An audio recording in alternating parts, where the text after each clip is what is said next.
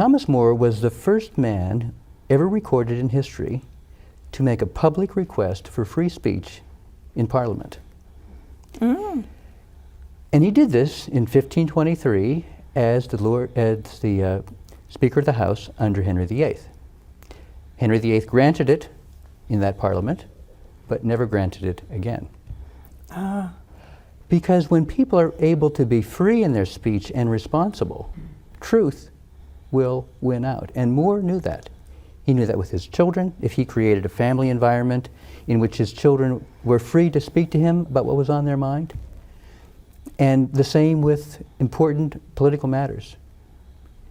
He had thought profoundly about how to do that. And humor was part of it. Because humor invites people in an attractive way to say what's on their mind. And it diffuses emotion. One of the reasons that More was so successful is that he could diffuse emotion. It's the exact opposite of what Luther did during that Reformation period. Luther was working on anger. There were a lot of injustices in the church, and Luther was fostering hatred for those injustices rather than, well, what can we do to reform it? More took an entirely different tactic.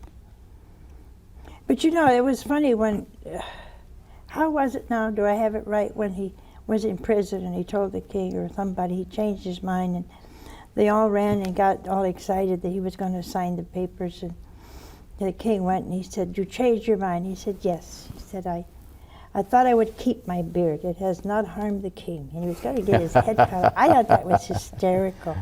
The king was very angry. Yes, yes. And More did that all the time. In fact, when he was going up the scaffold, he was at the end of his life. He had been in prison for years. His health was broken, and he needed help getting up to the scaffold. And he said to the executioner, "Listen, you help me up, and I'll get myself down." Oh, that's awesome. Now that was just minutes before he was to die. I know. In a trial that was clearly set up, and a man whose family had been, all of his possessions were taken away, and everything that he had in the world had been unjustly taken from him. And he could have that frame of mind. Why? Because Thomas More, all of his life, prayed and realized and reminded himself every day that God's in charge of history.